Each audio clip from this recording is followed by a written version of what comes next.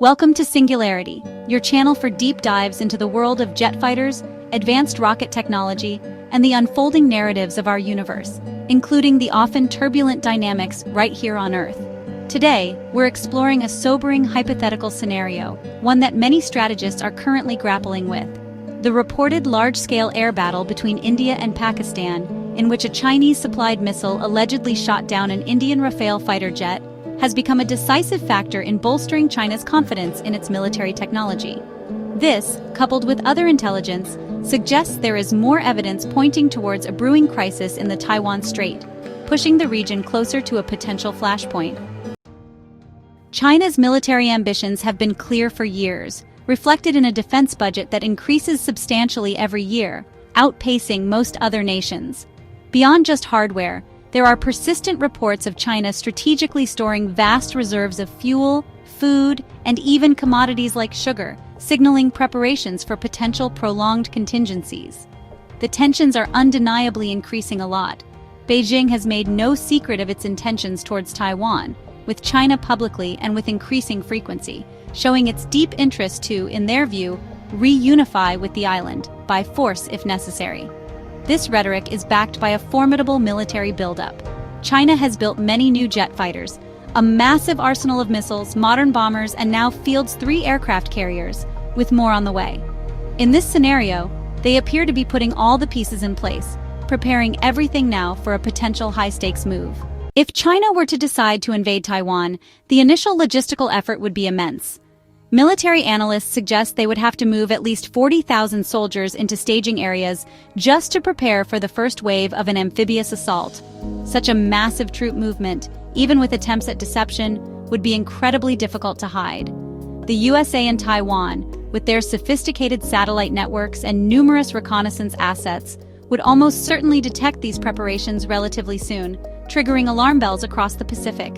In response, the USA would likely begin to prepare its own forces, potentially moving 3 or more aircraft carrier strike groups, equipped with F-35C Lightning IIs and F/A-18 Super Hornets, mostly towards the waters around Taiwan. If China initiates a war, the opening salvo would likely be overwhelming. Expect many missiles to attack key military bases, airfields, radar installations, and crucial ground-to-air defense systems in Taiwan first. China possesses a vast and diverse missile arsenal. We're talking about short-range ballistic missiles like the DF-15 and DF-16, numbering in the hundreds, perhaps over 1,000, capable of delivering heavy 500 to 1,000 kilograms warheads with considerable precision at supersonic speeds. Cruise missiles like the CJ-10 would also play a major role, flying low and fast to evade detection, also carrying substantial warheads. Simultaneously, they would almost certainly attempt to cut the deep-sea internet cables connecting Taiwan to the outside world, aiming to isolate the island digitally and try to seal its seaports to prevent any external aid from arriving. China's air power would be crucial. They could employ their Xi'an H-6 bombers, a versatile platform. These are big subsonic jets, with later variants capable of carrying long-range cruise missiles. China operates well over 200 H-6s in various roles, and each can carry a significant bomb or missile load, potentially up to 9,000 kilograms depending on the variant and mission. Their premier stealth fighter, the Chengdu J-20 Mighty Dragon, with an estimated inventory of around 200 or more by 2025, would be tasked with achieving air superiority, supported by many J-10C Vigorous Dragon multi-role fighters, perhaps numbering over 250. The older J-10A and J-10B variants are widely considered very unreliable, plagued by engine issues and less capable avionics. However, the true combat effectiveness of the J-20 in a real, contested, high-intensity environment is still largely unknown despite its advanced features. For an amphibious assault, intelligence suggests there are only about 4 primary coastal spots in Taiwan that are geographically suitable for a large-scale Chinese force to land. These would be the most fiercely contested pieces of ground on the planet.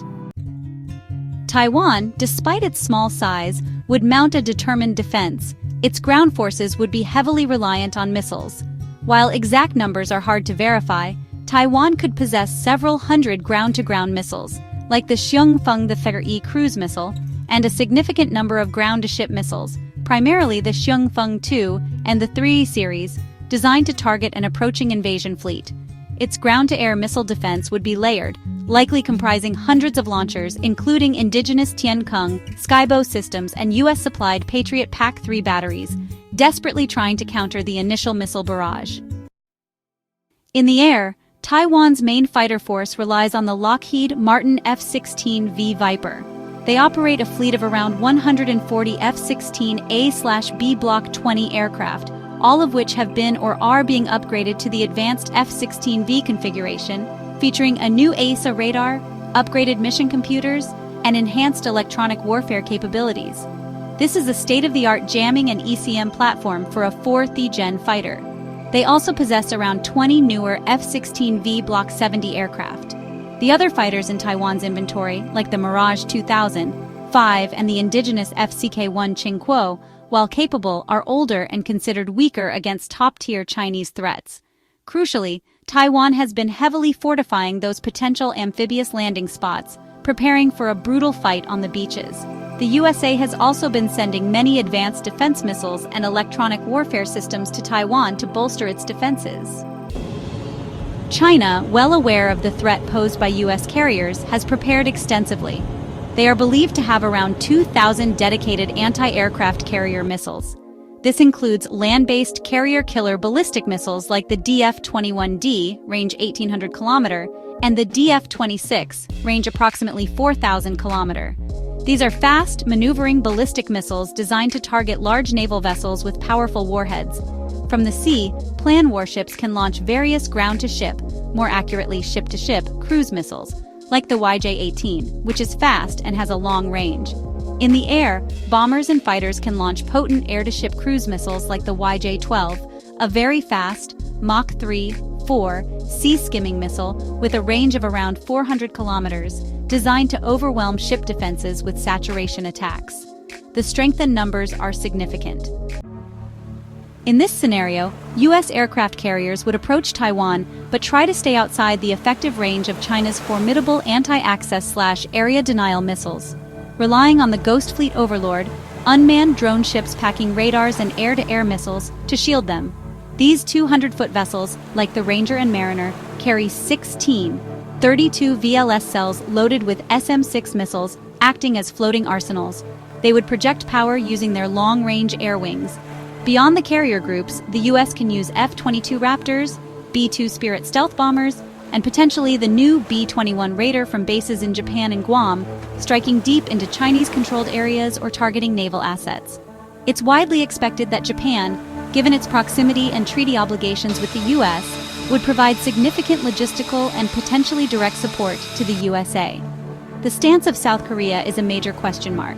Much would depend on who is the next president, and there are fears in some quarters that a pro-China candidate could complicate the regional response significantly. Ultimately, the key for Taiwan is how long it can resist the initial Chinese assault, buying critical time so that the USA and its allies can effectively send support and intervene. Several critical questions hang in the balance. Can China's vaunted carrier-killer missiles actually hit and neutralize a maneuvering US aircraft carrier defended by its strike group? Can the Chinese Air Force fight well and achieve air superiority against not just Taiwan's forces, but also potentially US air power? And can the J-10C and the J-20 perform in intense combat as effectively as Chinese state media advertises? There's a huge gap between peacetime exercises and the brutal reality of war. This hypothetical situation is very similar in some ways to the precarious position of England facing Nazi Germany before and during the Battle of Britain. The German Air Force, the Luftwaffe, was perceived as overwhelmingly strong, and England's Royal Air Force seemed initially weak and outnumbered. But they fought well, with resilience and crucial technological advantages like radar, holding off the German onslaught long enough for the situation to change, and for the USA to eventually enter the war and send support. Can Taiwan replicate that resilience? Adding to Taiwan's challenge, there are many reports of extensive spy activity on the island. Recently, even a high-ranking military officer was arrested due to alleged spy activity for Beijing, highlighting deep infiltration concerns. China's spy activity also keeps increasing in South Korea and Japan as Beijing seeks to gather intelligence and sow discord. China also appears to want to heavily mess with the relationship between South Korea and Japan, exploiting historical grievances to prevent a united front. And with a South Korean presidential election potentially on the horizon in this scenario, the outcome is critical. If a pro-China candidate were to become president, the possibility of a wider regional conflict, or at least a much more favorable environment for Beijing's ambitions, could go up a lot. The chilling thought for many in the region is what happens after China might take over Taiwan. In this projected future, the next target could very well be South Korea. A complex and deeply concerning scenario, and one that highlights the fragile peace in a critical part of our world. The interplay of technology, strategy, and political will is on full display. What are your thoughts on this hypothetical crisis? What elements do you think are most critical? Let us know in the comments below. We're keen to hear your perspectives and suggestions for our next topic on Singularity. If this analysis gave you something to think about, please hit that like button. It truly helps our channel. And if you haven't already, make sure you subscribe to Singularity and ring that notification bell for more explorations into jet fighters, rocket tech, and the complex dynamics of our universe. Thank you for joining us.